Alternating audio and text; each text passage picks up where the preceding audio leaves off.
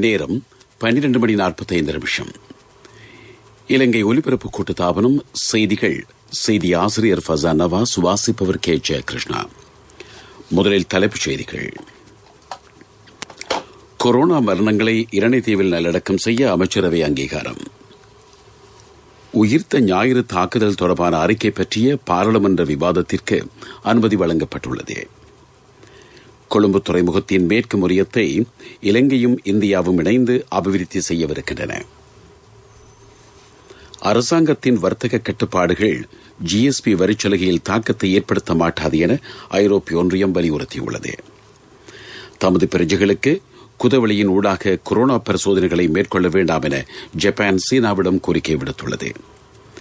கிராமத்திற்கு ஒரு மைதானம் என்ற அபிவிருத்தி வேலை திட்டம் இன்று ஆரம்பம். கொரோனா தொற்றினால் மரணிப்போரின் சடலங்களை கிளிநொச்சி இரணைத்தீவில் அடக்கம் செய்ய தீர்மானிக்கப்பட்டுள்ளதாக அமைச்சரவை பேச்சாளர் அமைச்சர் கெஹலிய ரம்புக்வெல தெரிவித்துள்ளார். இதற்கான அனைத்து செலவினங்களையும் அரசாங்கம் பொறுப்பேற்கும் என்றும் அவர் கூறினார். கொரோனா தொற்றினால் உயிரிழந்தவர்களின் சடலங்களை அடக்கம் செய்வதில் அரசாங்கம் எந்த ஒரு தலையீட்டையும் மேற்கொள்ளவில்லை என்றும் சுகாதாரத்துறையினரின் தீர்மானத்திற்கு அமையவே இந்த தீர்மானம் எடுக்கப்பட்டதாகவும் அவர் கூறினார். அமைச்சரவை முடிவுகளை அறிவிக்கும் செய்தியாளர் மாநாட்டில் அமைச்சர் ரம்புக்வெல கருத்து வெளியிட்டார். கொரோனா மரணங்களை அடக்கம் செய்வதற்கான வர்த்தமானி அறிவித்தலும் ஏற்கனவே வெளியிடப்பட்டுள்ளது. இதேவேளை 2.5 லட்சம் கொரோனா தடுப்பூசிகள் விரைவில் இலங்கைக்கு இலவசமாக கிடைக்கவிருக்கின்றன. மேலும் அரசாங்கம் கொள்வனவு செய்திருக்கும் 10 லட்சம் தடுப்பூசிகள் இந்த மாதம் இலங்கைக்கு கிடைக்கும் என்றும் அமைச்சர் கூறினார். உயிர்த்த ஞாயிறு தாக்குதல் தொடர்பான ஜனாதிபதி அறிக்கை பற்றி 2 நாள் பாராளுமன்ற விவாதமும் ஒதுக்கப்பட்டிருக்கிறது. இதன்போது குற்றச்சாட்டுகளையும் விமர்சனங்களையும் முன்வைக்க முடியும். கடந்த அரசாங்கம் நியமித்த ஆணைக்குழுவின் மூலம் இந்த அறிக்கை சமர்ப்பிக்கப்பட்டிருக்கிறது. அது தொடர்பான சரிப்பிழைகளை அரசாங்கத்தின் மீது சுமத்த முடியாது என்றும் அமைச்சர் கெஹலிய ரம்புக்வெல மேலும் தெரிவித்தார்.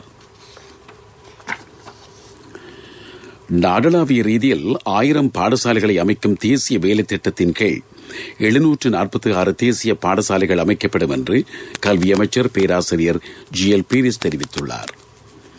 நிபுணத்தா ஸ்ரீலங்கா என்ற வேலை திட்டத்தின் அங்குரார்ப்பண நிகழ்வில் அதிதியாக கலந்து கொண்டு அமைச்சர் உரையாற்றினார். ஜனாதிபதி கோட்டாபய ராஜபக்ஷ, பிரதமர் மஹிந்த ராஜபக்ஷ ஆகியோர் தலைமையில் கொழும்பு பண்டாநாயக்க ஞாபகார்த்த சர்வதேச மாநாட்டில் இந்த நிகழ்ச்சி இன்று முற்பகல் இடம்பெற்றது. இந்த வேலை திட்டத்தின் முதல் கட்டமாக 123 பாடசாலைகள் அமைக்கப்படவிருப்பதாகவும் அமைச்சர் பேராசிரியர் GL பீரிஸ் கூறினார்.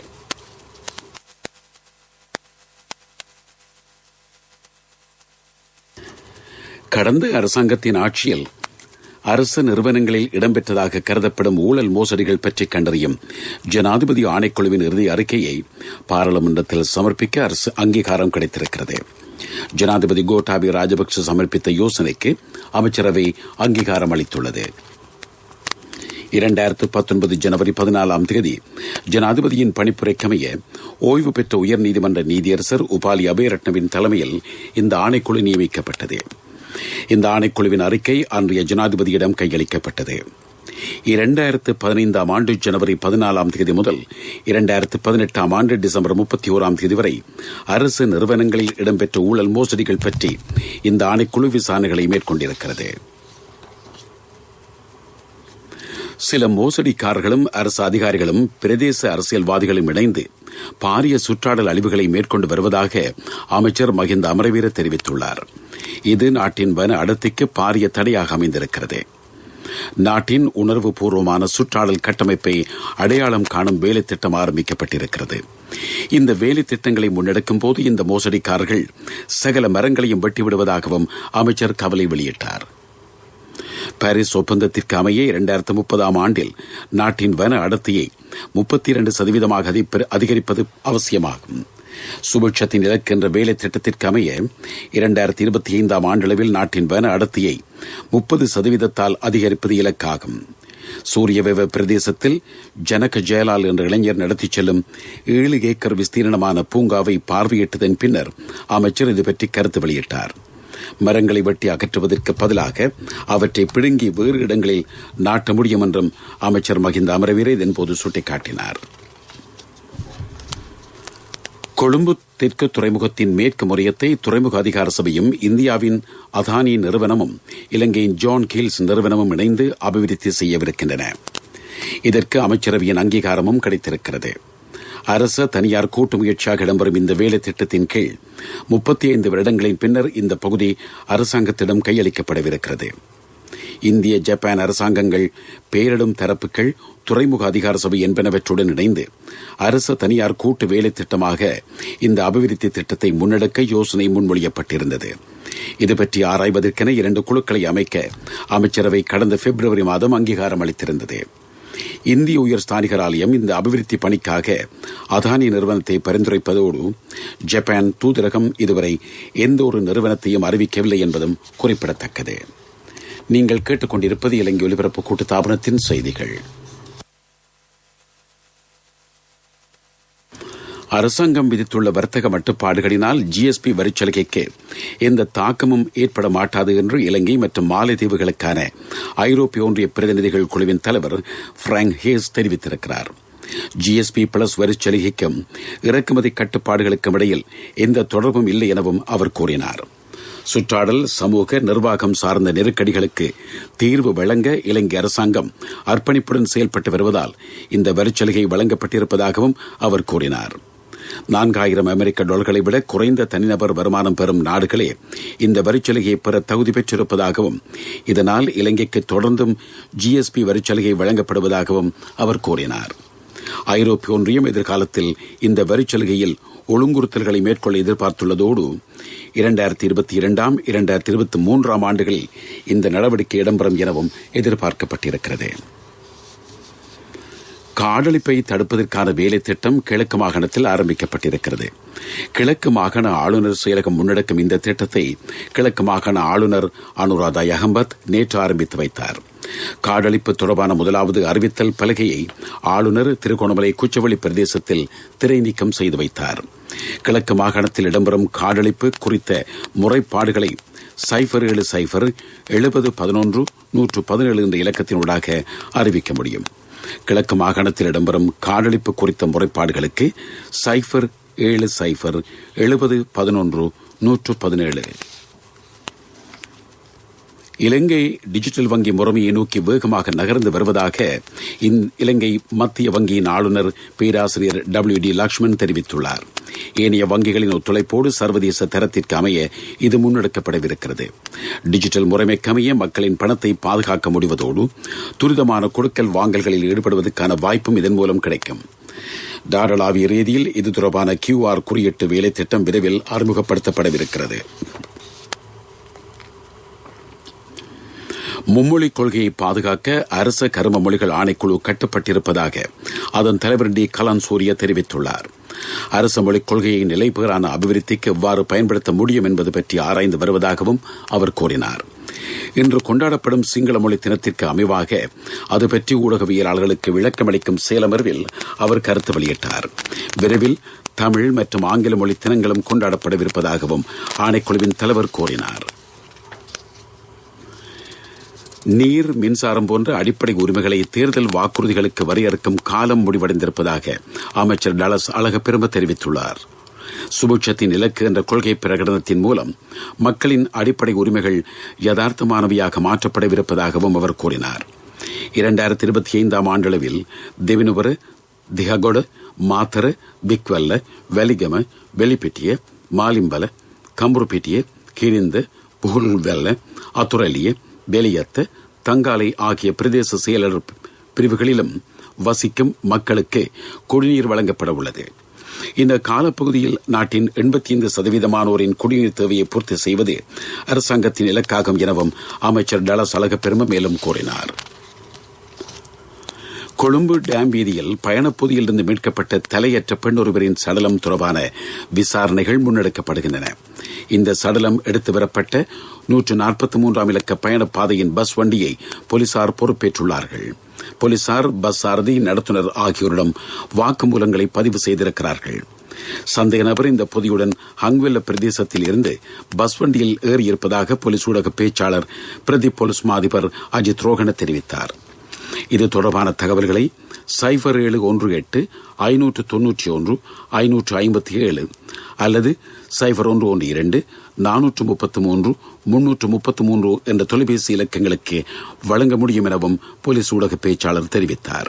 மீண்டும் அந்த தொலைபேசி இலக்கங்கள் 0718 591 557 0112 433 333. 8 மாதங்களை நிரம்பிய குழந்தையை பிரம்பினால் அடித்து துன்புறுத்தினார் எனும் குற்றச்சாட்டில் யாழ்ப்பாணம் அரியாலையைச் சேர்ந்த தாயொருவர் இன்று கைது செய்யப்பட்டிருக்கிறார். தேசிய சிறுவர் பாதுகாப்பு அதிகார சபையின் நல்லூர் பிரதேச செயல அதிகாரிகளது முறைப்பாட்டுக்கு அமைவாக யாழ்ப்பாண போலீசார் இவரை கைது செய்திருக்கிறார்கள். குழந்தை துன்புறுத்தப்படுவதை பெண்ணின் சகோதரர் காணொலியில் பதிவு செய்து சமூக ஊடகங்களில் பதிவேற்றியிருந்தவை குறிப்பிடத்தக்கது. சிரேஷ்ட ஊடகவியலாளர் எஸ் சண்முகராஜா தனது 85வது வயதில் இன்று காலமானார். உடல் நலக்குறைவு காரணமாக யாழ்ப்பாணம் போதனா வைத்தியசாலையில் சிகிச்சை பெற்று வந்த நிலையில் இன்று காலை காலமானார். ஊடகத்துறையில் சுமார் 55 வருட கால அனுபவத்தை கொண்ட சிரேஷ்ட ஊடகவியலாளர் எஸ் சண்முகராஜா கலை, இலக்கியம், சினிமா உள்ளிட்ட பல்வேறு துறைகளிலும் தனது பங்களிப்பை வழங்கியிருக்கிறார். கலாபூஷணம் உள்ளிட்ட பல விருதுகளையும் இவர் பெற்றிருக்கிறார்.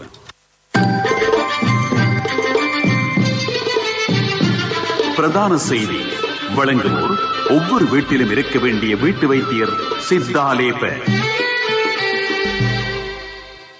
ரயில் பாதைகளுக்கு குறுக்காக அமைக்கப்பட்டுள்ள சமிக்ஞை கட்டமைப்பு எச்சரிக்கை ஒலியை எழுப்பும் வேளையில் அதனை மீறி வாகனங்களை செலுத்துவோருக்கு எதிராக கடுமையான நடவடிக்கை எடுக்கப்படும் என்று போலீஸ் ஊடக பேச்சாளர் அஜித் ரோகன தெரிவித்துள்ளார். இவர்களுக்கு எதிராக 25,000 ரூபாய் அபராதம் விதிக்கப்படும் என்றும் அவர் கூறினார்.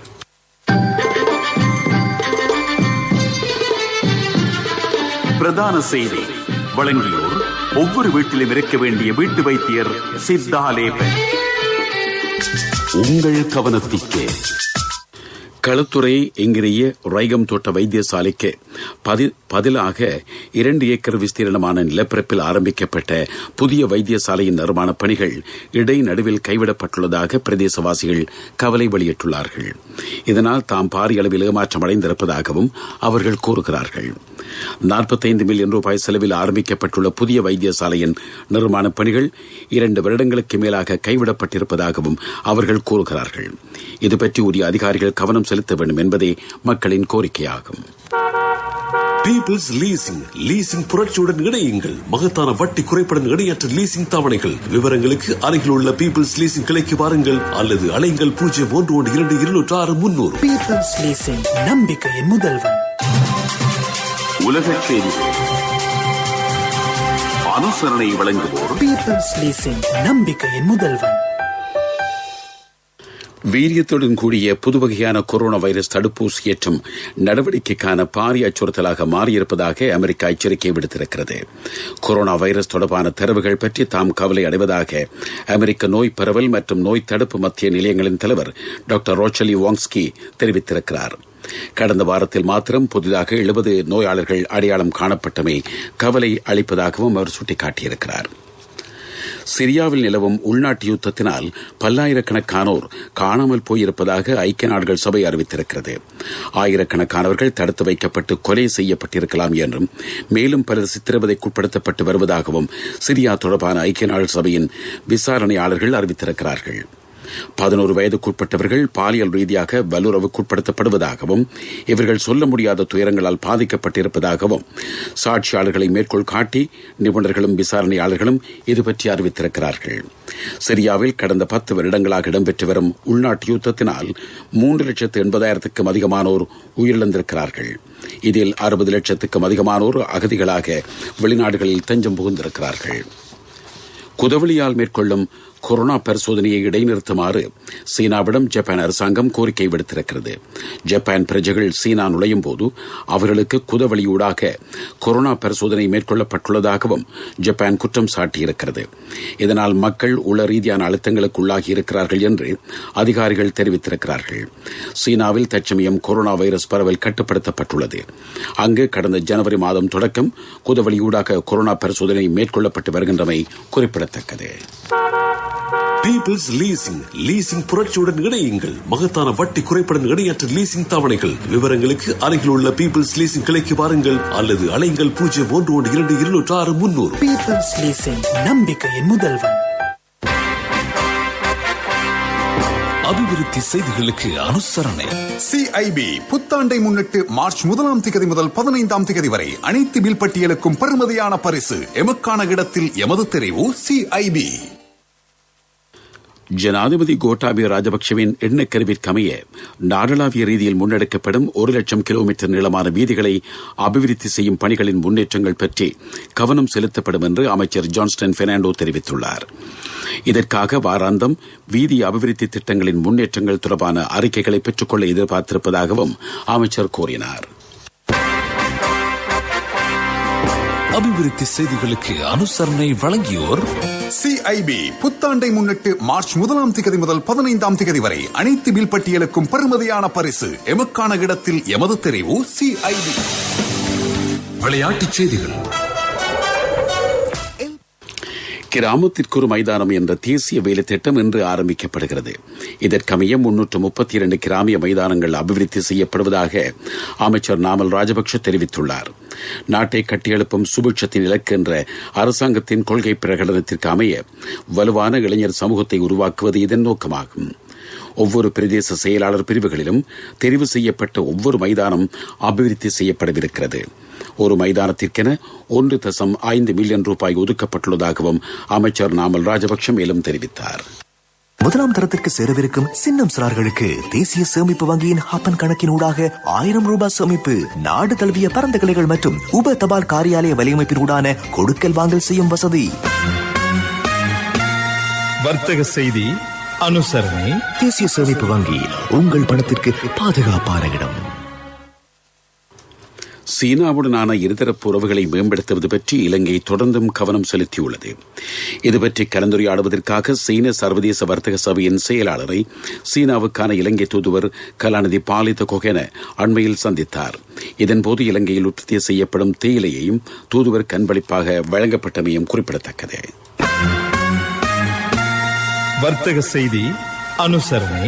தேசிய சேமிப்பு வங்கி உங்கள் பணத்திற்கு பாதுகாப்பான இடம். 2021 ஆண்டில் முதலாம் தரத்திற்கு சேரவிருக்கும் சின்னம் சிறார்களுக்கு தேசிய சேமிப்பு வங்கியின் ஹாப்பன் கணக்கின் ஊடாக 1000 ரூபாய் சேமிப்பு. அதிக வட்டி வீதம், சேமிப்பு கணக்கிற்கு 100% அரசு பாதுகாப்பு, புலமை பரிசில் பரீட்சைக்கான முன்னோடி வினாப்பத்திர கொத்து உட்பட நாடு தழுவிய பரந்த கிளைகள் மற்றும் உப தபால் காரியாலய வலையமைப்பின் ஊடான கொடுக்கல் வாங்கல் செய்யும் வசதி. நீங்களும் இன்றே உங்கள் செல்ல பிள்ளையின் எதிர்காலத்திற்காக ஹப்பன் கணக்கொன்றினை ஆரம்பியுங்கள். நிபந்தனைகளுக்கு உட்பட்டது. உங்கள் பணத்திற்கு பாதுகாப்பான இடம் தேசிய சேமிப்பு வங்கி. பொருளாதார செய்திகள் அனுசரணை. இப்போதான் சந்தோஷமா பள்ளிக்கூடம் போறாள். எல்லாம் நீங்கள் சைக்கிள் வாங்கி கொடுத்ததால. LOLC கிரெடிட் கார்டு இருந்ததால நினைச்ச உடனே வாங்கி கொடுக்க கூடியதா இருந்துச்சு. LOLC ஃபைனான்ஸ் கடன் அட்டை உங்களை மேலும் உயர்த்திட. இலங்கையின் ரப்பர் உற்பத்தி சார்ந்த அபிவிருத்தி பணிகளுக்கென இணைப்பு குழு ஒன்று நியமிக்கப்பட்டுள்ளது. கொரோனா வைரஸ் பரவலை தொடர்ந்து உலகளாவிய ரீதியில் ரப்பர் சார் உற்பத்திகளுக்கான கேள்வி அதிகரித்துள்ளது. இதனால் இலங்கையின் ரப்பர் உற்பத்திகளுக்கும் கூடுதலான கேள்வி நிலவுகின்றமை உறுதிப்படுத்தப்பட்டதை தொடர்ந்து இந்த குழுவை நியமிக்க தீர்மானிக்கப்பட்டிருக்கிறது. ஐயோ என்னப்பா இவங்க போக மாட்டேங்கிறாங்களே. ஏய் அந்த வாகனம் ராஜா அண்ணே. தம்பி என்ன அவசரமா? இல்ல அண்ணே, இப்ப காசு தான் அவசரம். உண்மையாவா? காசு அவசரம்னாலும் தம்பி அவசரப்படாதீங்க. எந்த ஒரு LOLC ஃபைனான்ஸ் கிளையிலும் 3-வீல் புத்தகத்தை வச்சு காசை வாங்கி கொள்ளுங்க. LOLC ஃபைனான்ஸ் வீல் புத்தகத்துக்கு கேஷ், 3-வீல் புத்தகத்துக்கு உடனடியாக கையில் கேஷ். காலநிலை அறிக்கை. நாட்டின் பெரும்பாலான இடங்களில் தற்சமயம் சீரான காலநிலை நிலவுவதாக வளிமண்டலவில் திணைக்களம் அறிவிக்கிறது. காலி, மாத்தறை, ரத்தினபுரி மாவட்டங்களில் மாலை நேரத்தில் அல்லது இரவு வேளையில் இடியுடன் கூடிய மழை பெய்யலாம். மேல், சப்ரகமு, மத்திய ஊவா மாகாணங்களில் நாளை காலை நேரத்தில் பனிமூட்டமான காலநிலை நிலவும் என்று திணைக்களம் வெளியிட்டுள்ள அறிக்கையில் குறிப்பிடப்பட்டுள்ளது. மீண்டும் தலைப்புச் செய்திகள். கொரோனா மரணங்களை இரணைதீவில் நல்லடக்கம் செய்ய அமைச்சரவை அங்கீகாரம். உயிர்த்த ஞாயிறு தாக்குதல் தொடர்பான அறிக்கை பற்றிய பாராளுமன்ற விவாதத்திற்கு அனுமதி வழங்கப்பட்டிருக்கிறது. கொழும்பு துறைமுகத்தின் மேற்கு முனையத்தை இலங்கையும் இந்தியாவும் இணைந்து அபிவிருத்தி செய்யவிருக்கின்றன. அரசாங்கத்தின் வர்த்தக கட்டுப்பாடுகள் GSP வரிச்சலுகையில் தாக்கத்தை ஏற்படுத்த மாட்டாது என ஐரோப்பிய ஒன்றியம் வலியுறுத்தியுள்ளது. தமது பிரஜைகளுக்கு குதவழியினூடாக கொரோனா பரிசோதனைகளை மேற்கொள்ள வேண்டாம் என ஜப்பான் சீனாவிடம் கோரிக்கை விடுத்திருக்கிறது. கிராமத்திற்கு ஒரு மைதானம் என்ற அபிவிருத்தி வேலை திட்டம் இன்று ஆரம்பம். இத்துடன் செய்திகள் முடிவடைந்தன.